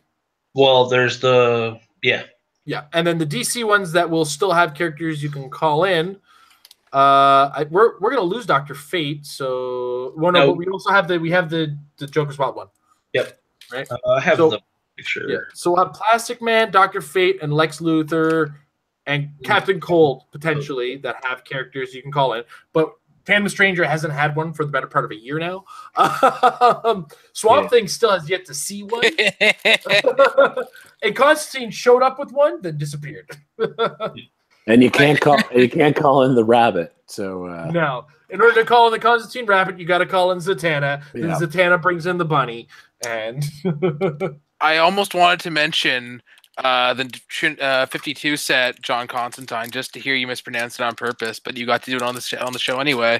You know I do it just to get right under the nose in your head. I know, and I hate you so like much. If Jay had the same haircut as me, he'd have a perpetual bulge in his head that from the vein that grows every time I say Constantine instead of Constantine. No, that's okay. That's why I say Constantine too. Oh my god! I'm constantly calling him Constantine. Oh, it's okay because you guys are dumb. You guys are wrong. Don't worry about it. Oh no, I'm wrong on purpose now. But also don't forget that just means people learned it from reading, and there's nothing wrong with people reading. Generally, no. I mean, the first rule of Heroclix is read the expletive card. So there we go. All right. Jay, did you have anything you wanted to add there? I don't remember what the question was. Honestly, I had forgotten the question too. Is it the X-Men set one? Yeah, the X-Men set one. Oh, I mean, I'm not as excited about the X-Men set personally because I'm not as into most of it. It does look like a well-designed set, and there's going to be a lot of competitive stuff in it. And of the very limited number of things that I do like in the X-Men universe, they have covered the things I like the Angel we mentioned earlier today. Mm-hmm. So, and it's gotten me excited. I'm planning on playing a Defenders build, just waiting on that Angel. So, got me excited, WizKids. And I don't want to buy any of the set, but you're gonna make me because there's a bunch of super rares I want. So you got me by the parts. All right. So yeah. that was a noise that we heard, and we're not going to talk about it. All right, Mike Bockley. Hola, Metalab. I just got back from vacation out of the country, so sadly no clicks for me last week. But it made me think, where is somewhere where you'd like to travel in order to play Heroclix? I think it would be fun to go to a whole new continent like Australia or Europe and check out their click scene. And like Adam Cole, steal their national title away from them. Ooh, ouch. Keep on being awesome, and as always, peace. Australia would be neat if it wasn't for the fact that the dirt is looking to kill you there. Like there was a time when I was very young, it's like I definitely want to visit Australia. Australia sounds cool. And then I got into adult, like, no, everything in Australia wants to kill me. Like I work with a woman who used to live in Australia, and she can confirm your toilet wants to kill you because something's in there. You got to be careful. You can't just go to the washroom and it's like, okay, nothing's going to kill me in there today. But as far as where I would like to go for Heroclix, definitely want to leave North America at this point because I've played in both Canada. Actually, you know what? No, I want to go on the other side of Canada and play in BC or in California. I mean, I haven't been on that West Coast. I've left the time zone twice in my life, so I need to experience some jet lag, some other kind of time zone and experience another area of the continent and play the game. So yeah, I'm going to go with like California or BC as a place to play for sure. If I can ever get a travel budget for that kind of thing. PJ? Wait, is New Orleans even the same time zone? No, New Orleans is an hour difference. So what's the second place? Chicago. Back when I used to play Versus. Back when you only needed a driver's license to cross the border. Or some kind of photo ID. Like you needed photo ID and a birth certificate back then. Now you need a passport. And that was what was holding me back for so long because I just didn't care enough to get it. PJ. I think it'd be cool to go down to South America and play with Tiago and Pedro. I think that'd be a lot of fun. Otherwise, I would like to go to the UK. I think I would probably be my best destination. I hate you. Wait. So right now, Adam Cole is planning a trip to the UK. Now PJ is, and now Jay? What's going on here? Adam and I had this conversation, so PJ took my answer and my backup answer, so now I have no idea. All right, so now we know Jay's answer. Mike, since PJ is once again taking your answer, do you have nothing to say? I'm not muted, just so you know. I'm not muted. I know you're not. It's just that Brazil. Of course, I want to go to Brazil. Pedro, Diego, what's up? Like, PJ, you suck. PJ, just do the show. Just do the show.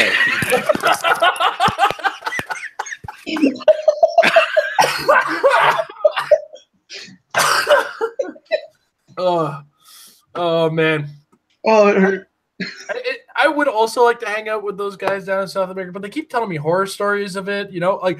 What are they telling you about South America? Because they're telling me that they're getting fleeced for Heroclix. My answer for everything is ditto PJ. Somehow this became the funny episode, ladies and gentlemen, and that's not a bad thing.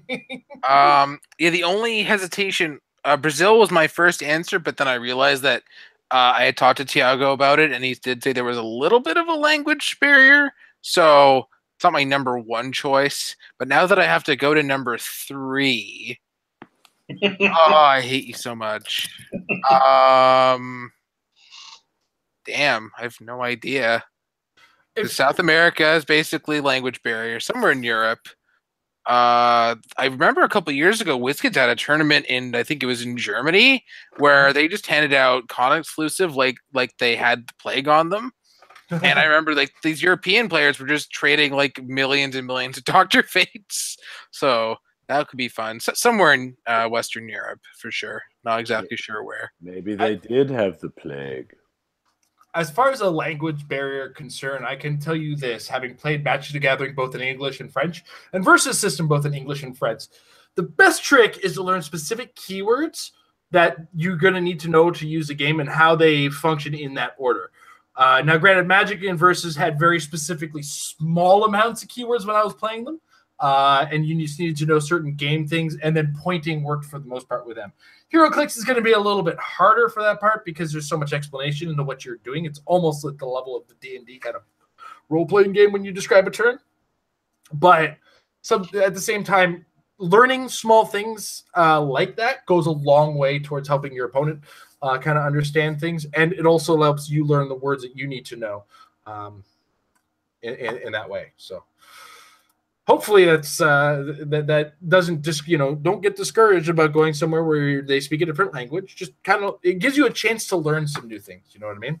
You'd probably be a good idea. I'm sure you can find the pack in other languages. Yep. So, just print out a copy of the pack in other languages, and those bare minimum would be the keywords you'd need to know.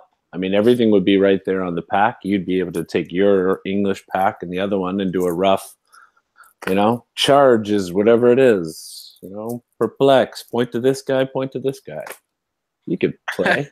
I've seen Americans post that they get Spanish cards, so there probably has to be some translation somewhere. Yeah, you'd be able to figure it out between the two of you, right? I mean, if you're at a tournament, the person has played enough, and certain things are pretty much a given. So I think it would be a great experiment. It would be fun to try. And 9 times out of 10, I probably already know what your team is about to do to me anyway. So painfully so. Okay, so this is what's going to happen. All right, cool. Yeah. I'm just trusting that he's doing exactly as I think he's doing most of the time. It's like, oh, no. Oh, that meant invincible. Oh, okay. I just didn't learn that word correctly then. All right. We're moving into the chat. So if you're live, put big capital letters question ahead of your questions so that we can catch them. But I did manage to catch you here, Newbie the Gray. Almost missed you. Am I the only one annoyed with the lack of ID spoilers? I'm going to just help you with that question. First of all, 9 times out of 10, when you say, am I the only one? You're wrong. You most certainly aren't. But are you the only one annoyed with the lack of ID spoilers? Well, yeah, you're right. There hasn't been a lot of ID spoilers, so I have no idea what's going on or what to expect. But with 25 ID cards, I can count on a certain number of things. So I'm not too worried about it, to be brutally honest. When it comes down to it, if the card exists as an ID, I'm probably going to use it so long as there's a character that I want to use with it. And the inspiration is just gravy on the cake, if you ask me. Mike, I'm going to let you answer before PJ this time. Yeah, of course. I think all of us are pretty disappointed not to see them. We always love to have spoilers of things. How disappointed? Not massively. Pretty much like Jay said, they're all gonna come out, and I feel kind of like the inspirations themselves are really kind of plus to this, minus to this, give this power, like, you know what I mean? Like, yeah, we know kind of the vein that they're going to be in. We can pretty much extrapolate a fair amount of the characters that they're going to be. So, we'll see them as they pop up, and it'll be a nicer surprise to see them that way. All right, Jay? I have a feeling we're going to see some different inspirations because we're already having a more limited pool of them with the student IDs not having them. We already saw Colossus has one that is unique to anyone before it, and it's been so long since they last made them. Could definitely see them wanting to do a whole new run of inspirations. Although the one that we've seen is kind of boring, but it is Cyclops, so I expected boring because that's the first thing that comes to mind when I think Cyclops. Cyclops is the tapioca pudding of the X-Men. Except for when he's evil, and then he's just Then he's the tapioca pudding of bad guys. Well, he wasn't even evil. It was Emma who was evil. It wasn't even really him. See, exactly. So he couldn't even be evil. He's just a tapioca pudding. Killing Professor Xavier is not exactly nice either. Whatever. The Phoenix killed. Oh, sure. Professor Okay. Xavier. Yeah. Professor X, or did I fall behind too far? I'm still stuck on Messiah complex, I guess. Then. Oh yeah, spoilers for a story from 6 years ago. There's no such thing as a spoiler from a story 6 years ago. Look, here's how most X-Men stories end. Professor X or Jean Grey died. No, to be fair, for the longest time you couldn't say that because Jean Grey was just dead. They killed her and they kept her dead for a long time. It was everybody else that just keeps coming back. Now everybody has died. Nightcrawler's died, Colossus has died, Cyclops has died. Everybody's died. Everybody's died. And Storm died? That's their secondary mutation. We die and come back. Resurrection. It's the resurrection. All right, now PJ. I actually wish we got less spoilers every set. Like I like the surprise of, you know, opening it, seeing it for the first time. So I'm completely fine with not having ID spoilers. It at least gives me something to be excited for when I'm opening my case. 3 cases, whatever. So My I case. pre-ordered a lot of the set. Like when I saw how many IDs Scott got in his break, I was like, well, guess I'm gonna up my pre-order. Yeah. I might have actually dropped my pre-order and decided just to maybe put some more in the secondary market. I'm not sure yet. I'm not sure yet. All right. Next up, David Logan. He asks, with limited funding, is X-Men worth buying, or should I wait for Turtles 8-bit? Also, do you have a good format for doing a sealed with a gravity feed set a la Turtles 8-bit? Turtles Unplugged, I'm not 100% sure what's going to be in it yet. But if you're on limited funding and got to buy something, I feel like there's going to be more in X-Men worth owning than there will be in Turtles. Mostly because Turtles will only have like 24 to 30 figures in the set. So honestly, I'd go for the investment in X-Men, mostly just for the amount of play you're going to get out of them and the amount of flexibility the set will give you as far as that's concerned. That's my thoughts. PJ, I'll let you steal everybody else's thunder now. I agree with you. I think X-Men's the way to go. Yeah. Not even because you don't know, just because it's an actual 5-figure booster. Yeah. The second part of the question where you asked about I know people who will just buy like 5 gravity feeds and open them up and treat it like a battle royale. Take one and pass their other 4, and then play it that way. It's kind of hard to do an actual sealed because it's so heavily weighted. If there's like high point pieces, that battle royale format just tends to be a lot better for gravity feeds. Yeah, agreed. Mike. Yeah, I'm on the X-Men versus Turtle question. I'm unfortunately biased because I won't be buying any Turtles. So obviously I would say buy X-Men. But even if I wasn't, definitely X-Men is the set you want to get right now. PJ mentioned even earlier, you know, so many ID cards are cycling out. So you better get this set.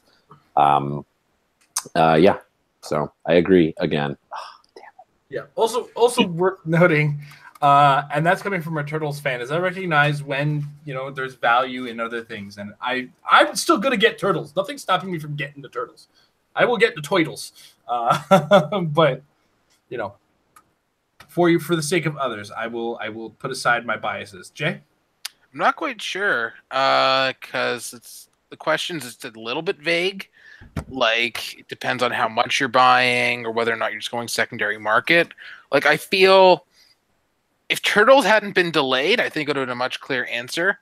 But I think the fact that it was delayed to May, and who knows when in May that is, it's so close to Worlds, I feel like snapping up on that right before Worlds for maybe getting that one meta piece to flip could be so good. Whereas a lot of this good stuff in X-Men, it's like you're probably, even if let's say if you buy a brick, you're going to get 1 to 2 ID cards. That's kind of whatever. You'll get 3 super rares and a chase. Like, that's decent, but I feel like you might get more bang with your buck because turtle sets tend to have a lot of generics, so people are going to want those. And every turtle set has at least had 1 major piece, so with the sheer size, you're probably going to get it. So I don't know. It really depends on the actual amount that you're looking to get of X-Men, or if it's secondary market versus sealed. So not quite sure. Okay, cool. So there's our thoughts on that. KJ Foster also wanted to point out that he's going to the UK too. So players in the UK, you're getting invaded by a bunch of weirdos. They talk funny, and some of them drink bagged milk. So be careful. That was very specific for Jay. Oh, PJ, you drink bagged milk too? No, I was just taking credit. I was just taking blame. Just point at me. Yep. All right. But he does actually have a question. Skeets, meta or non-meta? If you didn't answer the question earlier. I think there's a place for him in limited somewhere. I mean, just even at 15 points, I think he's useful.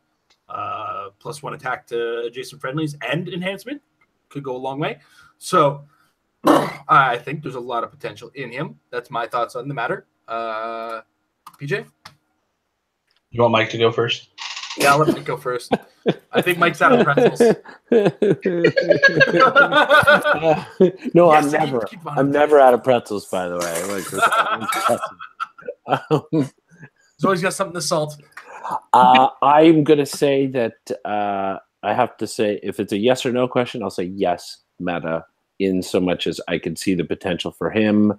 Both 35 points and 115 points. Yeah. I mean, he's got even 115 points, man. He starts off as this sort of support thing, but he's got those 3 juicy stop clicks. I think he has enough going on there that someone could flip him into definitely something meta. So, yes. Okay. PJ? Absolutely. I know I keep harping post-rotation, but post-rotation, a 3 stop click piece, and you're losing a lot of flurry call-ins. So it's going to be a lot harder to chew through 3 stop clicks that are in the damage slot post-rotation. So even right now, he's fine because, again, those stop clicks are in the damage spot. So he's not even scared of a green arrow call-in. So I actually think you can play 2 of him in a full teleporter, and that's a solid build. Like if you were just looking, I can't really call it budget because you're looking at like Hawkeye and Green Arrow Collins, but it's simple, it's cut and dry, and it plays smooth. So I absolutely think Skeets can be meta. Okay. Jay? Definite yes, although I would lean more towards the higher than the lower, because I feel like when you're going for the lower, you could probably just play a Henry and something else instead. Like I'd probably lean towards just playing a Henry and Betty Brant or something. But you're not playing Henry post rotation. But post rotation, it's a different world. It always is. That's the funny thing is, as Canadians, Canadian Nationals is going to be a pre-rotation meta, so we still have to consider the pure nonsense that will exist, because after Canadian Nationals is when the rotation is, and we get like the messiest metagame to have to deal with. Like last year we had the Rock of Eternity on Krang with Justin Seyfert to deal with. We had Shuma Gorath in a boxing ring with Bizarro Green Arrow next to him. Can't even. Like so yeah, we had our work cut out for us, that's for sure. All right. Well, on that note, I do want to thank my friends here, Mr. PJ Bolin, Mr. Mike White, and Jay, at least a chest of Jay, for your input on the show today. I also want to thank our sponsors over at hcrealms.com. Check it out. It's where the conversation is happening. A lot of people talking about Heroclix on there in the forums. The unit section is the database to use to track your collection, build your teams, just kind of generally get an idea of what figures do. If you don't have one, you're looking to buy it, look at what a figure does on hcrealms.com just before you make that purchase. As well, while you're at hcrealms.com, check out the shop. Put in the coupon code Mary for 10% off your purchase. A little bit of kickback comes our way as well. As we're also brought to you in part by MajesticCCG.com. Check out MajesticCCG.com/Apex-Insiders, $3 per month premium site. Brain dumps from great brains. Occasionally not so brain dumpy, or sorry, not so not so expensive, not so on the financial side. You can get free articles there. They're pretty quick with the updates for things as well. So a lot of the conversation starts at Majestics, goes to HC Realms. So check them out, MajesticCCG.com/Apex-Insiders. I've very recently started my trip to build a 300-point limited team that I'd be willing to play. And trust me, my next article is going to be a little less exciting, or a little less excited based on results of what I have. It didn't go well. It did not go well at all. So I do have to kind of readjust, reform, and re-strategize on that. That said, if you do want to support us directly, check us out at patreon.com/Heroclix. By the end of tomorrow, you'll find out some of the initial plans I have for this all-common league. and work it out from there. Come up with some kind of league scoring, league pointing, league tracking limitations and everything like that. I'm working on it. It's probably not going to be computerized. It's probably going to be very something lo-fi.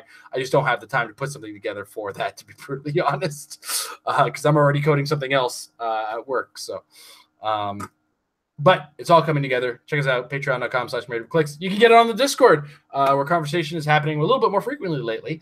You also get in on the patron hangouts, the next one being Friday, February 2nd at 9:30 p.m. Eastern Standard Time. That will be not this Friday, but the next Friday, where me and Amber open our hearts to our wonderful patrons directly and talk to you guys about the game or about anything that you guys want to talk to us about. Which is, what you guys pay us for. On that note, guys, get some teams together, get some practice in, because in the future, practice will make your team better. Have a good night, everybody.